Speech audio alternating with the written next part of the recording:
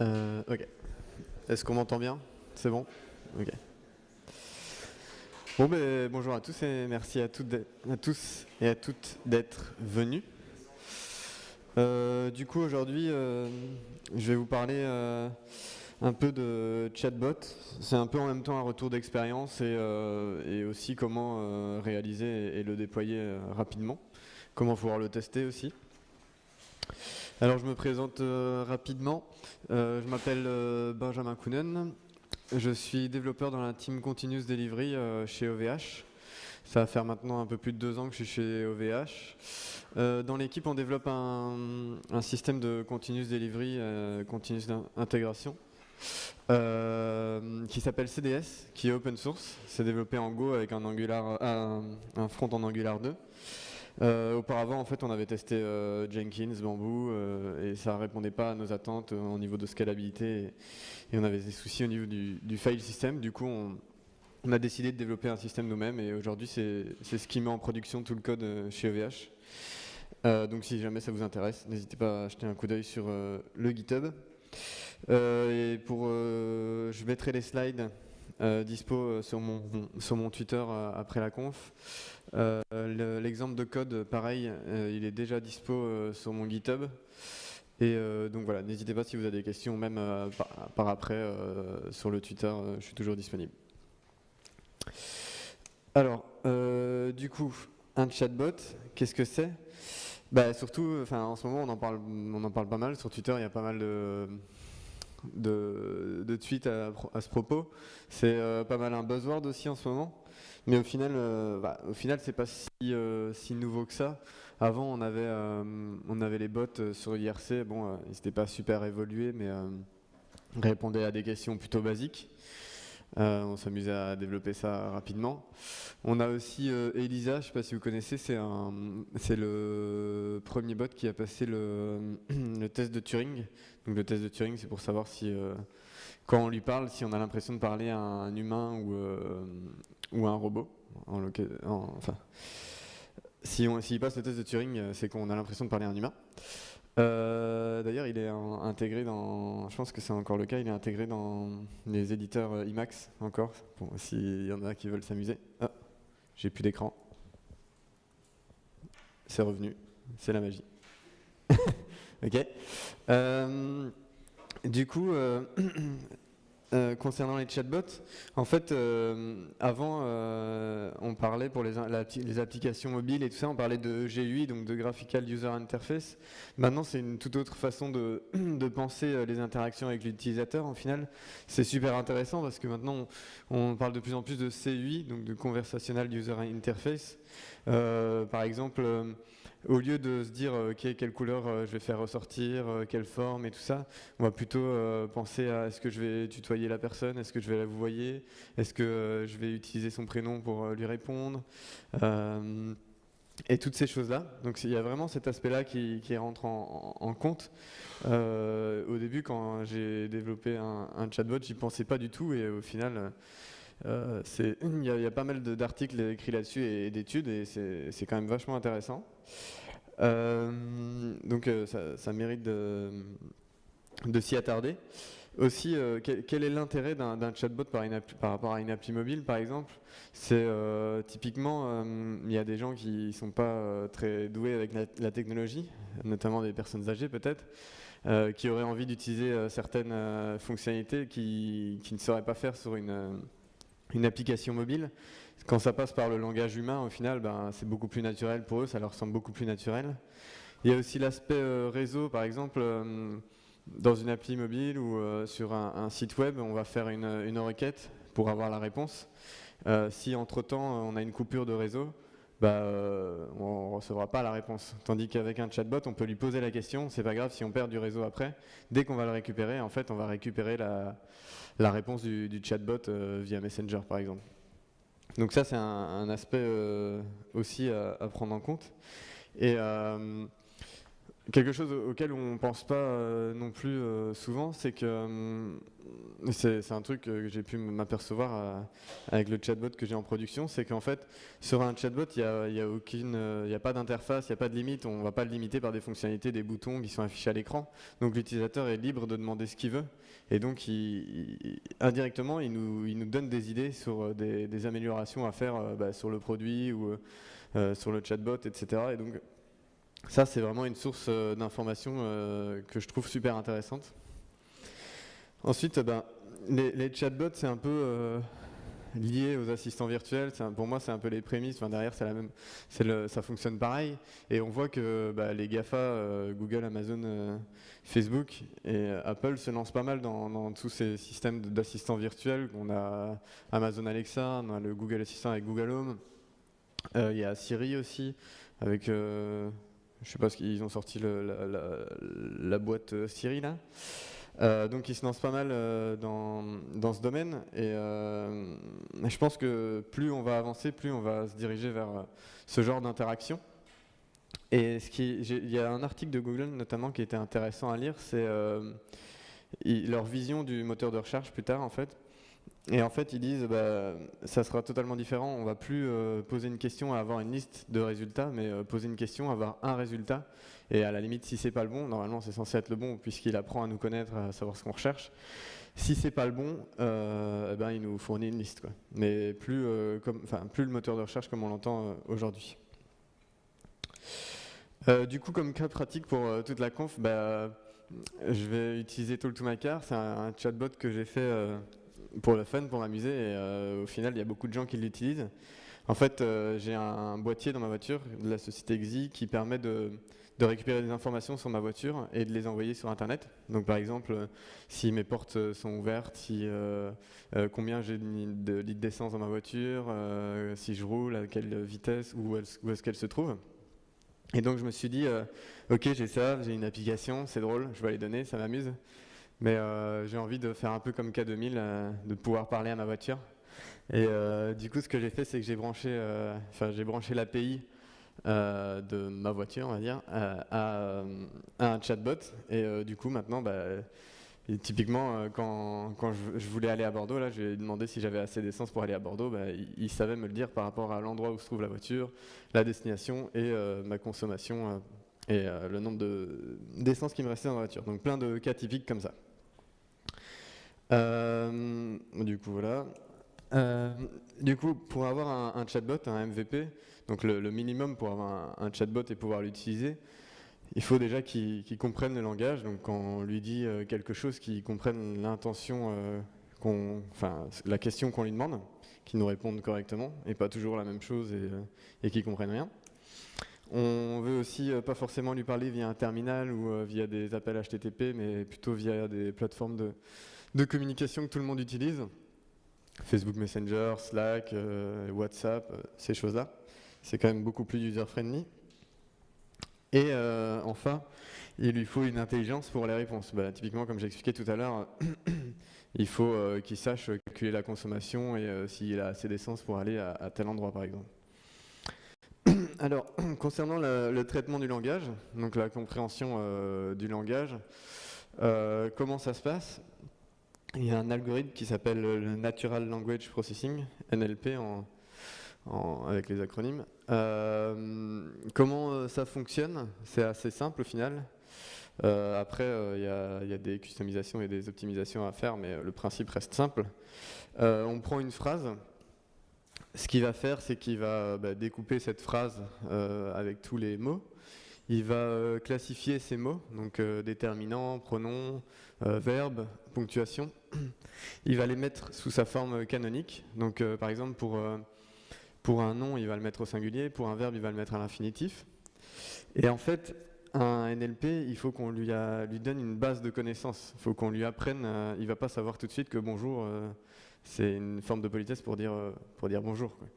Et donc il faut lui apprendre. Et c'est à nous de l'enrichir, de lui apprendre avec des phrases, genre par exemple, est-ce que j'ai assez d'essence pour aller à Paris, je dois aller à Paris, c'est plus ou moins ça veut dire la même chose. Et donc il faut lui apprendre, et de cette façon, il arrive à à rattacher des intentions avec la méthode que je viens de vous expliquer à une intention qu'il a déjà appris. Alors, il y a deux concepts à bien comprendre dans un NLP, c'est qu'il y a ce qu'on appelle les intents, les intentions. L'intention, en fait, qu'est-ce que c'est? C'est, par exemple, là, je veux aller à Paris demain. Ben là, l'intention, on va l'appeler distance, par exemple, ou voyage plutôt, on va prendre voyage. Et il y a un deuxième concept qui s'appelle les entities, les entités, qui en fait sont, pour une intention donnée, des paramètres qui changent dans l'intention. Donc là, typiquement, on a Paris, qui est la ville, et on a Tomorrow, qui est le moment. Donc ça, c'est deux paramètres, mais pour une même intention. Si on devait faire l'analogie en programmation, en développement informatique, on pourrait dire que en fait, l'intention, c'est le nom de la fonction, et les entities, c'est les paramètres de la fonction, en fait. Donc c'est les paramètres d'entrée. Alors du coup, cet algorithme, au final, il y a pas mal d'articles et de lectures à faire sur Internet pour pouvoir le faire soi-même, le développer soi-même. Moi, quand j'ai commencé, je l'ai développé moi-même parce que c'était un projet, un side project pour m'amuser et que je voulais apprendre plein de trucs et que ça m'amusait. Donc j'avais fait moi-même avec des algos que j'avais appris à l'école à l'époque et tout ça. Et en fait, ça fonctionne, mais bon, forcément, c'est pas optimisé au maximum comme des gens qui passent 100% de leur temps. Et en fait, je me suis rendu compte au fur et à mesure que il y avait beaucoup de gens, enfin, il y avait de plus en plus de gens qui utilisaient Talk to My Car, et je me suis rendu compte qu'au fur et à mesure, les utilisateurs voulaient de plus en plus de fonctionnalités, sauf que moi, j'étais là en train d'essayer d'affiner ou d'optimiser cet algorithme, ce qui forcément est pas super intéressant pour les utilisateurs. Pour moi, c'est drôle parce que techniquement, ça m'amuse, mais pour les utilisateurs, c'est pas, enfin, ils voient rien de différent presque. Et du coup, j'ai regardé du côté des NLP as a service. Donc ça, c'est du SaaS, quoi. C'est une API, on l'appelle et elle nous fournit, on lui donne en entrée une question, une phrase, et elle nous fournit l'intention qu'on lui a appris au préalable. En fait, ça fait cet algorithme-là en beaucoup mieux parce que eux, ils bossent à 100% dessus et qu'ils sont beaucoup plus doués.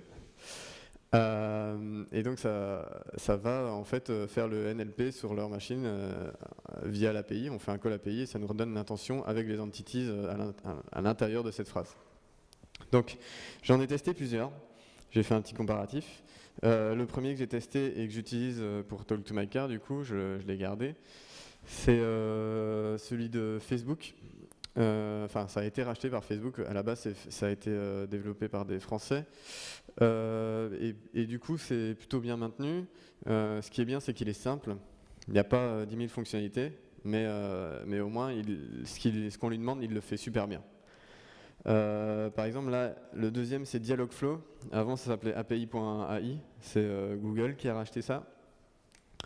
Lui, ce qui est top, c'est qu'il a énormément d'options disponibles, d'intégration avec directement sur des plateformes de messagerie comme Slack, comme Messenger. On doit presque rien faire à la main. On pourrait même faire un chatbot sans coder avec Dialogflow. Et du coup, c'est beaucoup plus complet. Mais moi, pour l'utilisation que j'en avais, pour Talk to My Car, j'avais juste besoin du NLP.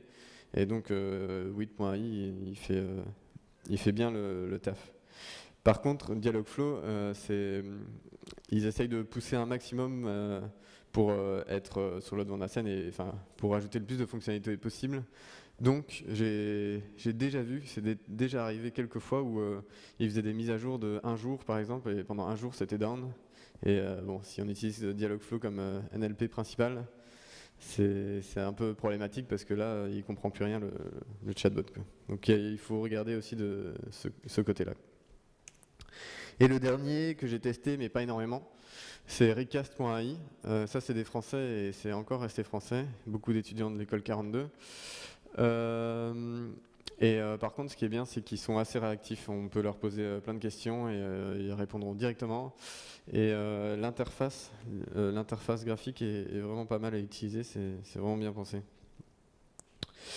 Alors, du coup, maintenant qu'on a parlé de la compréhension du langage, on va lui donner une plateforme de communication pour qu'on puisse discuter avec lui. Là encore, il y a plusieurs types de plateformes de communication. Il y a les plateformes plutôt écrites. Donc là, c'est des exemples, il y en a plein d'autres. Slack, Messenger, Telegram, Skype. Et il y a les plateformes plutôt en mode assistant, comme Siri, Alexa, Google Assistant, ou bien la Web Speech API dans Google Chrome, pour ceux qui connaissent, ça parle et ça on lui parle, ça écoute au micro et ça retranscrit à l'écrit ce qu'on lui a dit. Et au final, c'est pas fortement différent au niveau de l'utilisation, de comment ça fonctionne en fait, parce que derrière, quand c'est de l'oral, c'est retransmis à l'écrit, forcément. Et donc, ce qu'on envoie en entrée à notre API, nous, ou à notre NLP, pour qu'ils comprennent, c'est quand même du texte.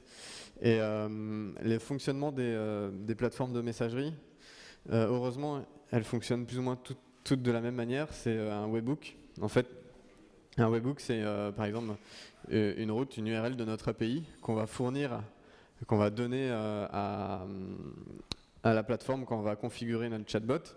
Cette plateforme-là, dès qu'il va y avoir un événement qui va se déclencher sur la plateforme du type, je sais pas moi, un message qui a été lu, une réponse ou un message envoyé, ça va envoyer un post sur la route de l'API avec justement dans le body, dans le corps de la requête, à quoi correspond l'événement pour savoir comment nous, dans notre API, on réagit. Par contre, la réponse, imaginons il y a un événement, on envoie un message sur Facebook à notre chatbot, ça va nous envoyer un événement sur notre webhook de l'API, mais la réponse qu'on va fournir à ce chatbot, c'est pas la réponse du post que la messagerie fait. C'est toujours délié en fait. À chaque fois, ça nous envoie un événement et nous derrière, dans notre code, on fait ce qu'on veut. On peut lui renvoyer directement une 200 avec une réponse à vide. C'est à nous derrière d'appeler les API de Messenger par exemple pour faire l'action en rapport avec ce qui s'est passé, avec l'événement qui s'est passé sur la messagerie. Alors là, j'ai fait le workflow d'une conversation assez basique. Dans l'exemple, on va en faire un comme ça à un moment. L'utilisateur envoie un message sur Messenger via Messenger, quoi. Et Messenger, lui, va faire un post sur le webhook qu'on lui aura indiqué sur notre API, donc sur la route de notre API.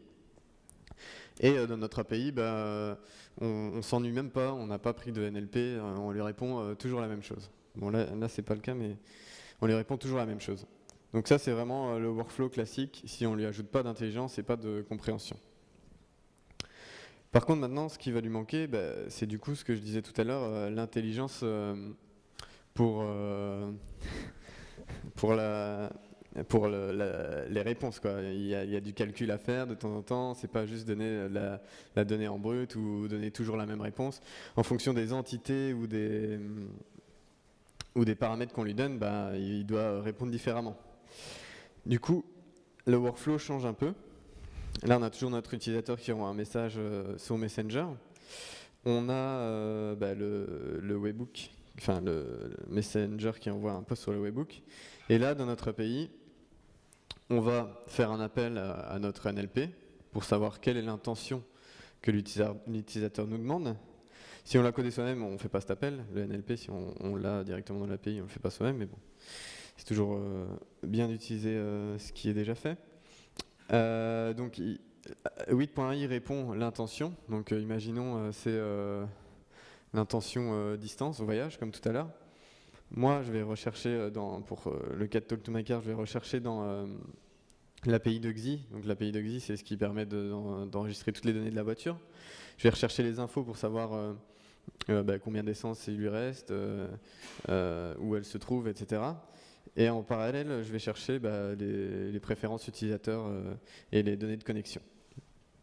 Quand j'ai regroupé toutes ces données-là, seulement après, parce qu'à ce moment-là, j'ai déjà renvoyé la réponse 200 ici du webhook, je n'ai renvoyé rien, et après j'ai processé sur mon API.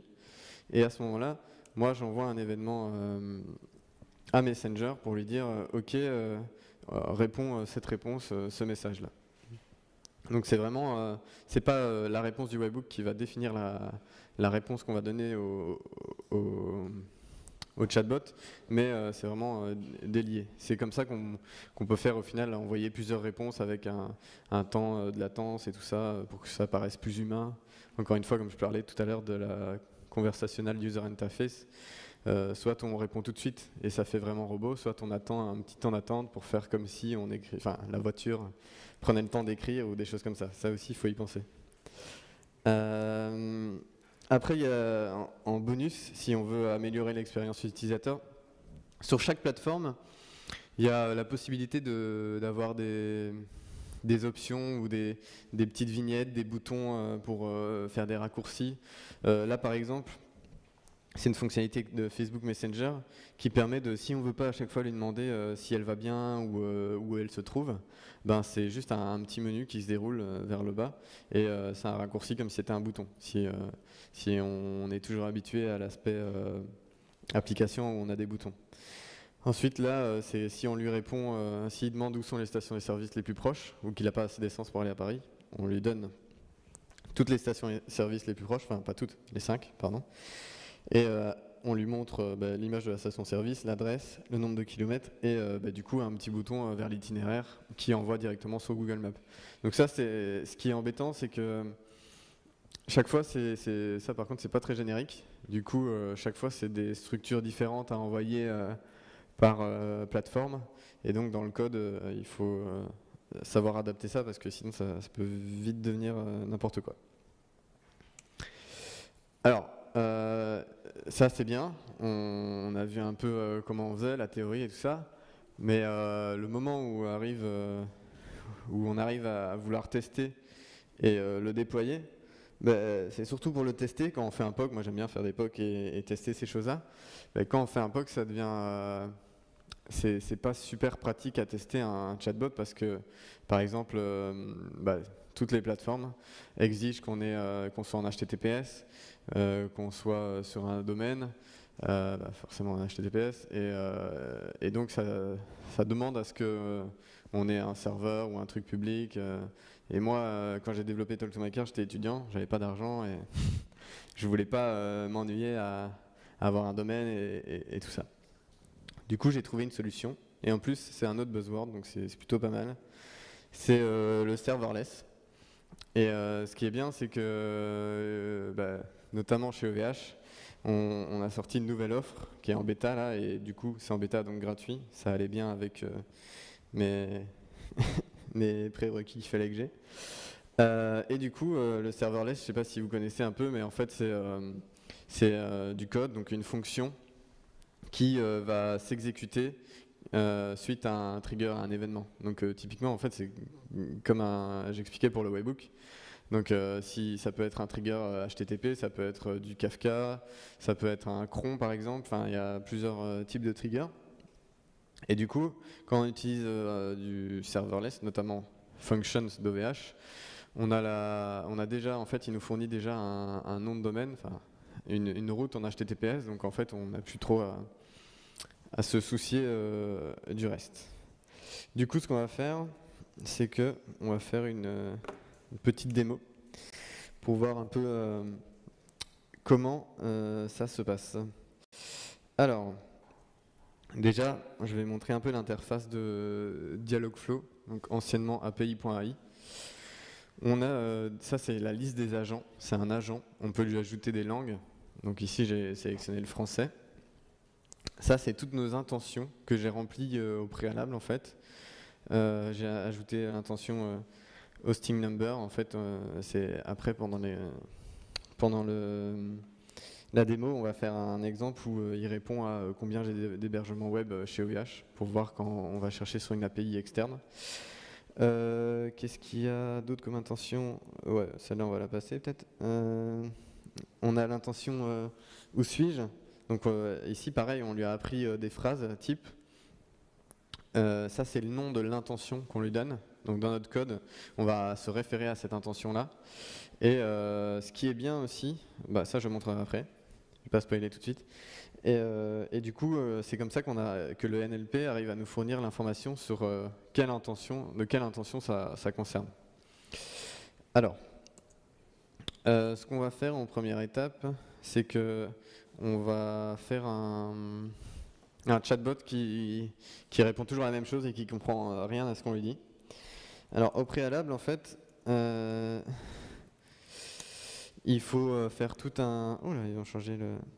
Il faut faire une configuration de Messenger et de Facebook. Il faut avoir une page Facebook, il faut avoir une application Facebook et lier cette application à cette page. Et quand on parle à cette page, c'est comme si on parlait à notre chatbot. Donc ça, je l'ai déjà fait parce que ça prend du temps et c'est pas très intéressant de vous montrer ça aujourd'hui. Surtout qu'il explique vachement bien dans la doc Messenger.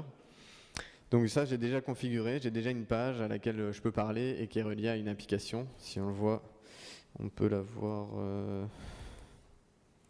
ici. J'ai une application qui s'appelle Test Meetup et je l'ai reliée à ma route. Donc, ah oui, aussi, je vais parler de serverless. Le serverless, en fait, c'est une offre OVH, ça s'appelle OVH Functions. Il nous donne une CLI.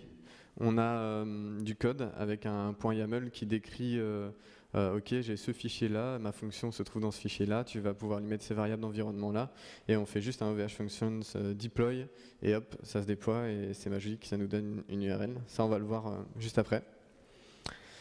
Alors, du coup, est-ce que tout le monde voit bien le code? Ouais, c'est bon? Ok. J'ai juste ici, si on regarde dans le répertoire, on a juste un .js, je le fais en Node. Généralement, les gens comprennent bien le Node, donc comme ça, c'est accessible pour tout le monde.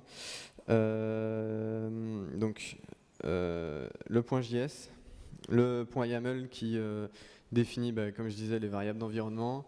Le handler, en fait, le handler, ça va être le nom du fichier, le nom de la fonction qu'on exporte.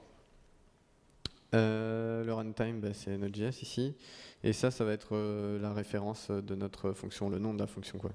C'est pour que lui, il enregistre un endroit. Et donc, ce qu'on va faire, ce qui fait quand on prend la function CLI là, et qu'on fait un deploy, il va prendre notre code, il va le mettre à un endroit. Et à chaque fois que il va y avoir un événement HTTP, par défaut c'est par HTTP le trigger, et ben ça va lancer ce code et ça va fournir une réponse. Donc l'event c'est passé dans la fonction en entrée, en paramètre, et on a un callback pour lui dire ok je te rends la main, c'est un callback avec erreur et valeur de retour, pour lui dire je te rends la main, tu renvoies la réponse de callback. Alors ici par exemple, ça c'est pour voir si je suis en get ou en post. En fait ce get là, bon, j'ai simplifié au maximum, c'est quand on enregistre un webhook sur Messenger, il y a un challenge à résoudre et c'est comme ça qu'il peut s'enregistrer une première fois sur ce webhook. Donc là je renvoie juste le challenge qu'il m'envoie. Et en fait ça c'est toujours ignoré après, ça ne passera plus jamais là-dedans parce qu'on fait que du post. Les événements de Facebook, Messenger, c'est du post. Donc en fait après là c'est simple, event.data c'est ce qu'on a dans le body de la requête HTTP. La structure que Facebook nous envoie, on regarde si ça vient d'une page. Parfois il envoie en batch les messages, s'il y en a plusieurs et qu'il a une coupure ou quoi, il envoie plusieurs. Et donc là on parcourt tous les messages. Mais je sais que là il va pas m'envoyer en batch, mais on parcourt tous les messages et je lui envoie une réponse. Alors la réponse c'est simple, je renvoie à celui qui m'a envoyé l'événement, donc je lui renvoie une réponse, quoi. Et là pour l'instant je lui dis juste je ne comprends pas ta demande, donc c'est pas très évolué, mais c'est un début pour commencer, pour qu'on comprenne. Alors cette fonction là c'est juste un appel HTTP sur l'API Facebook avec tout ce qu'il faut pour l'authentification et comme valeur de body dans le JSON, on lui donne le destinataire, on lui donne le message, et ça après ça peut changer en fait en fonction de si on veut lui envoyer une forme avec des boutons ou des images ou des vidéos ou ce qu'on veut. Moi ici je me suis juste limité à du texte, ce qui est déjà pas mal. Donc voilà, là c'est le début, donc on va déployer ce code là. Donc est-ce que je suis sûr? Ouais. Ce qui est bien avec OVH Functions aussi, c'est qu'on peut voir les logs. Donc là, je déploie. Ça va juste déployer mon bout de code qui va être trigger à chaque fois qu'on appelle cette URL là en fait. Donc là, on voit bien que c'est en HTTPS. Ça, je l'ai déjà renseigné dans parce qu'elle ne change pas en fait, hein, qu'on déploie 10 fois. Tant que ici, ça reste le même nom, ça va garder la même URL. Et donc, je l'ai déjà mise dans la configuration de Messenger comme j'ai expliqué tout à l'heure. D'ailleurs, on va voir que vu que j'ai fait ça très rapidement avec le challenge, là ça va faire un get, ça va me renvoyer une internal error, je pense. Voilà, c'est propre. Et ce qui est bien aussi, c'est qu'on peut voir les logs, donc pour débugger. Là, on voit que j'ai une belle stack trace et une 500. Du coup, on va pouvoir tester. Alors, pour tester, ce que je vais faire, c'est que, hop, comme ça, on ne sera pas dérangé. Hop. Et donc, si je lui dis n'importe quoi, comme on le voit par-dessus, il va toujours répondre la même chose. Bon, déjà, il y a une première interaction, c'est intéressant. Elle n'est pas très constructive, l'interaction, mais il y a une interaction. Du coup, ce qu'on va faire maintenant, c'est on va lui donner un petit peu plus d'intelligence. Alors, je change ma branche. On va lui donner la capacité de comprendre ce qu'on lui dit, qu'il comprenne ce qu'on lui dit. Donc on va lui donner le NLP. Là, j'utilise le NPM API AI, donc c'est Dialogflow parce qu'avant ça s'appelait API AI, donc le NPM a gardé le nom. Pour en fait aller appeler sur l'API d'API AI comme on l'avait vu tout à l'heure quand j'ai configuré toutes mes intentions et tout ça. Donc ça c'est juste une fonction pour lui envoyer la question, donc le message avec des options. Dans les options il y a, moi je lui envoie l'ID de l'utilisateur qui envoie, comme ça il garde un contexte et de cette façon là en fait on peut dans API AI, dans 8.ai par exemple, c'est un peu plus compliqué, on peut garder un fil sur la discussion. Donc par exemple, imaginons il pose une question et après il en pose une deuxième qui est en rapport avec celle du dessus, et ben il va comprendre qu'il garde le contexte grâce à ça. Alors c'est toujours pareil ici, on parcourt, on a le message, sauf que maintenant ce qu'on fait, c'est qu'on a API AI et on va lui poser la question, donc on lui envoie le texte du message. Comme je disais tout à l'heure, on lui envoie la session ID qui permet de garder le contexte. Et là, on regarde si tout s'est bien passé, si l'appel à API AI s'est bien passé, donc Dialogflow, API AI égale Dialogflow. Et là, on retrouve le nom de l'intention que j'ai configuré, que je vous ai montré tout à l'heure dans API AI. Donc là, c'est une condition assez basique. C'est pas à faire dans un code de production, mais c'est pour vous montrer un exemple. Il fait juste un if. Ok, s'il reconnaît que l'action c'est ça, donc l'intention c'est where am I, eh ben, on lui répond tu es à BDX.io. Sinon, on lui répond toujours pareil, je comprends pas ta demande. Donc je propose qu'on essaye. À remarquer aussi que si on regarde bien, on fait tout ça c'est fait en asynchrone là parce que c'est une promise, mais avant d'arriver ici par exemple, on est déjà passé ici, on a déjà renvoyé un callback à nul en fait. Donc c'est bien pour montrer que la réponse du poste, on s'en fout, je renvoie toujours nul nul. Alors, ce qu'on va faire, c'est que on va la redéployer.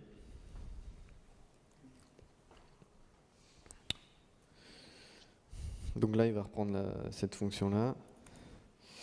Hop, on peut même regarder les logs. On voit que ça a bien été update. On retourne et donc si on lui demande où on est, j'aurais dû montrer tout à l'heure que je pouvais pas lui demander. Si on lui demande où on est, il est censé nous répondre tu es à BDX.io. Si on lui dit blabla, bla, et par exemple si je lui dis je sais pas moi où est-ce que je me trouve, pour montrer que ça apprend quand même, le NLP apprend au fur et à mesure. Il fait pas mot à mot les phrases qu'on lui a appris en fait. Hein. On lui donne des types de phrases, lui après il se débrouille et il arrive à comprendre, à rattacher à la bonne intention. On n'est pas obligé de lui dire la phrase type qu'on va lui envoyer et on ne peut pas dévier de cette phrase, quoi. Donc voilà, ça c'est un bon début niveau intelligence. Il comprend déjà ce qu'on lui dit. Maintenant, ce que j'aimerais, c'est que, au final, au lieu de me répondre toujours à la même chose, à une question qui me répond toujours à la même chose, qu'il y ait un petit aspect dynamique, donc qu'il aille rechercher des données sur une autre API. Ici, par exemple, on va passer par l'API OVHcom pour pour savoir combien j'ai d'hébergements web. Alors, je change de branche, toujours. Alors, comment ça se passe? C'est toujours plus ou moins le même principe. On a OVH qui a un NPM pour requêter l'API.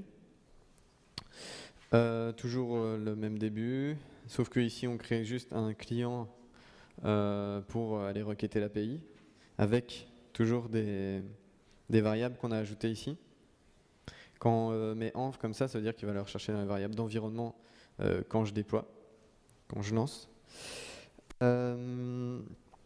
Ici c'est toujours pareil, il va rechercher le message, il fait un appel à API AI pour récupérer l'intention. D'ailleurs je vais commenter ça pour l'instant, comme ça on verra après à quoi ça sert. Là il y a toujours l'ancienne intention, on a ajouté une nouvelle intention qui est hosting number pour savoir le nombre d'hébergements web qu'on dispose. Là, ce qu'on fait, on fait une requête sur /hosting/web qui nous renvoie un tableau de nombre d'hébergements et on regarde juste la length et on lui renvoie. Alors, on va déployer ça. Hop. Et je vais montrer hosting number. Je lui ai appris ce genre de phrase. Donc au final, on n'est pas obligé de lui apprendre énormément. Enfin, c'est bien de lui apprendre plus, mais on n'est pas obligé de lui apprendre énormément pour qu'il comprenne la plupart des trucs. Alors, il me l'a bien déployé. Où est-ce que je suis? Je suis perdu. Hop, voilà. Donc maintenant, si je lui dis tu es où? Il va toujours me répondre BDX.io normalement. Sauf s'il régresse. Ah bah il régresse. si je demande où est. Ça c'est bien débrouillé. Oh fuck. Ouais mais normalement, c'est ce que je disais tout à l'heure, t'es pas obligé de lui donner peut-être que je n'ai pas renseigné assez de phrases, mais t'es pas obligé de lui renseigner exactement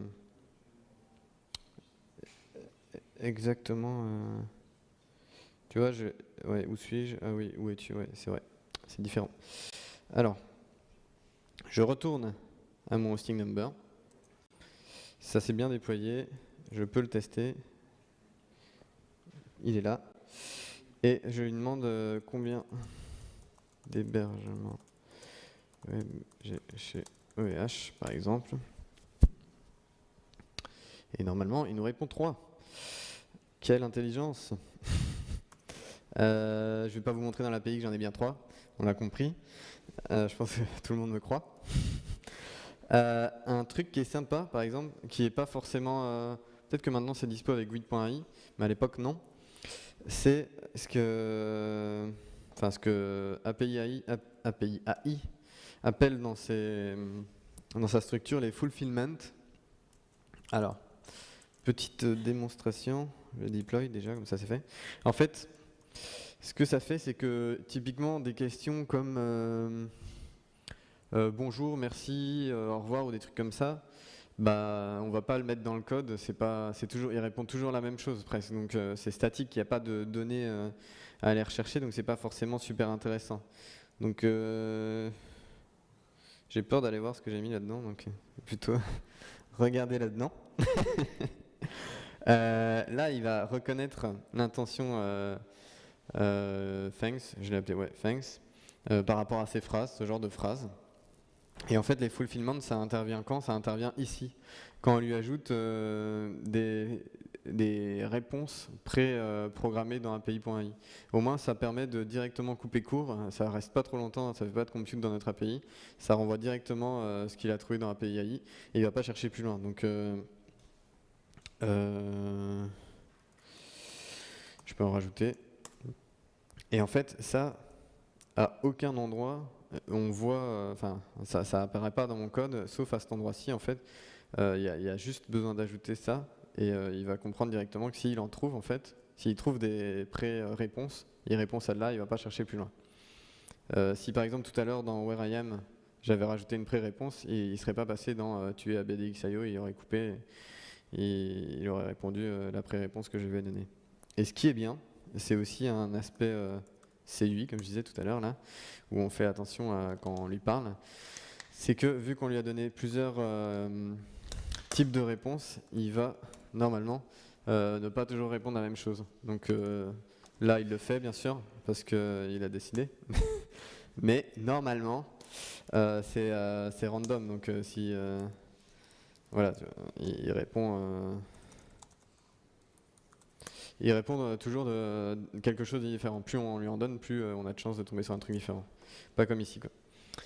Et donc voilà, et ça c'est plutôt sympa parce que c'est un gain de temps au final, parce que on a juste à le renseigner dans l'UI, enfin dans l'interface utilisateur, l'interface graphique, et pas dans le code. Typiquement, je vois bien ce genre d'utilisation quand c'est du support. Imaginons on a un chatbot pour du support, et il y a des gens du support qui ne savent pas coder et qui veulent enrichir des réponses statiques, par exemple où est-ce que je peux trouver telle chose, ou j'ai ma pédale d'accélérateur qui est bloquée, qu'est-ce que je fais? Eh ben, c'est toujours une réponse statique au final, et donc les utilisateurs qui ne savent pas coder pourraient renseigner directement la réponse là-dedans. Donc c'est plutôt pratique. Je pense que c'est tout pour aujourd'hui, et je vous remercie de votre attention. N'hésitez pas à me poser des questions si vous avez des questions, et même si vous voulez des questions plus longues, on peut se voir après, il n'y a pas de problème. Merci beaucoup.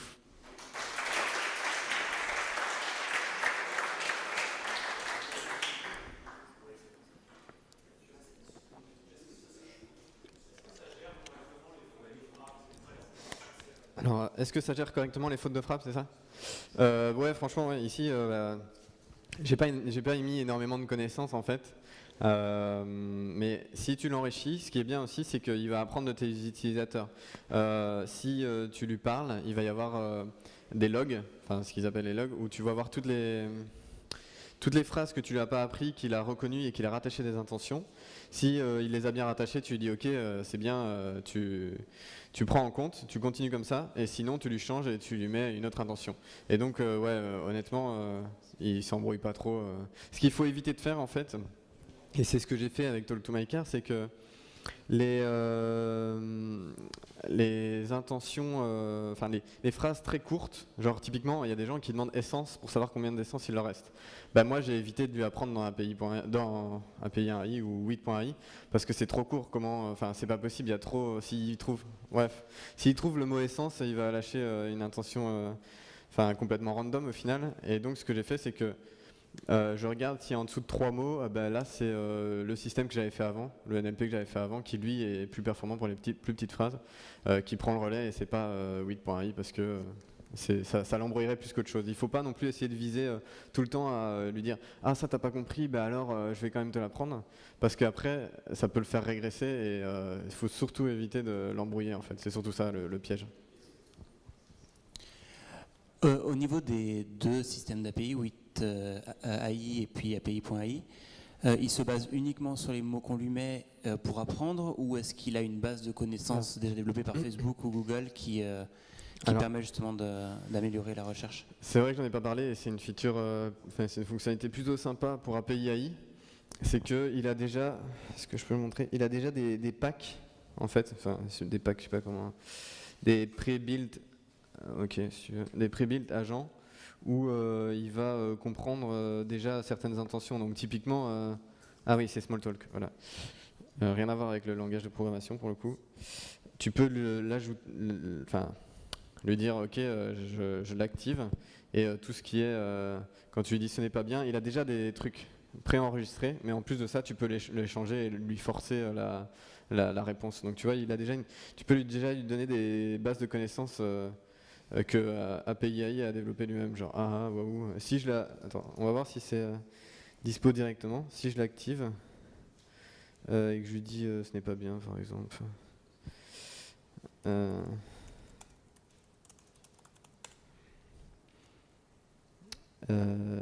Voilà, tu vois, quand tu l'actives, il arrive à... Et là, ça passe dans les fulfillment, du coup. Et c'est pratique, mais ça peut vite partir en n'importe quoi parce que parfois, il va s'embrouiller, il va prendre un truc qui... Tu vois, et c'est pour ça que je l'avais désactivé à la base. Éviter les bad buzz. Oui. Du coup, moi j'ai une question. Comment est-ce qu'on peut partager un bot avec plusieurs personnes sur Facebook, par exemple? Que plusieurs personnes viennent poser des questions au même bot qui est lié à notre compte, en fait, au final. Qui est lié à notre compte Facebook. Ah, d'accord, ok. Donc je vois ce que tu veux dire. Donc par exemple, comment on fait pour que moi, je sache que c'est ma voiture et pas une voiture ouais.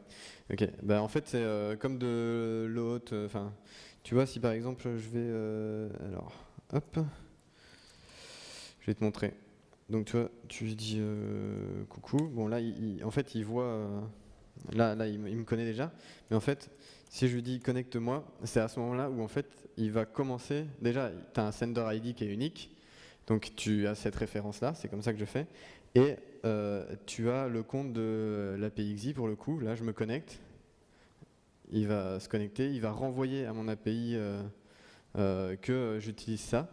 Que j'utilise ce sender ID est lié à cet ID de l'API XY par exemple. C'est comme ça que j'arrive à savoir, ok, quand tu me poses cette question sur ce compte-là, déjà je regarde dans ma base si ce sender ID là m'a déjà parlé et s'il est connecté. S'il est connecté, j'ai l'ID de son API et comme ça, on s'est discuté entre eux.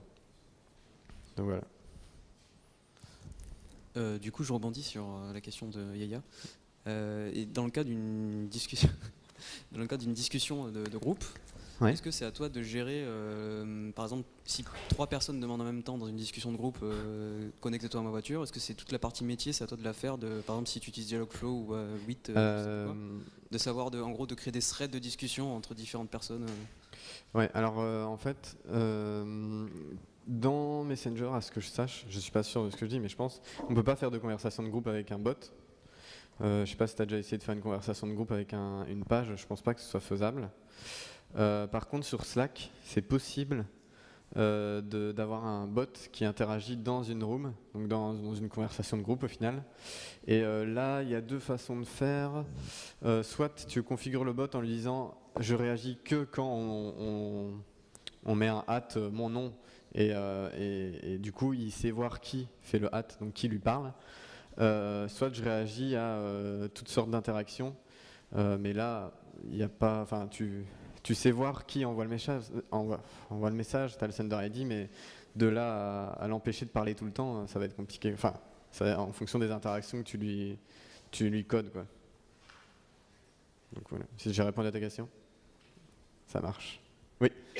Oui, moi j'ai une petite question. Tout à l'heure, tu as indiqué qu'il pouvait y avoir des mises à jour intempestives, etc. Est-ce qu'il est possible d'avoir un NLP du coup sur un intranet ? Il y a des systèmes NLP open source que tu peux hoster chez toi. Donc oui, c'est possible.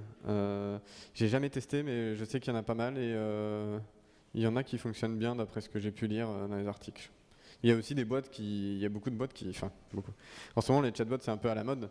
Et donc, il y a aussi des boîtes qui font comme s'ils faisaient du NLP, mais en fait, ils ont juste pris un truc open source, ils hébergent chez eux et hop, c'est parti. Je vends ça cher et vilain. Et ça atteint le niveau de 8 ou de... Ben, je sais pas, j'ai pas testé. Merci. Ok, bon, bah, plus de questions apparemment. On peut plus. Si vous avez des questions, on peut me les poser à la sortie. Merci beaucoup.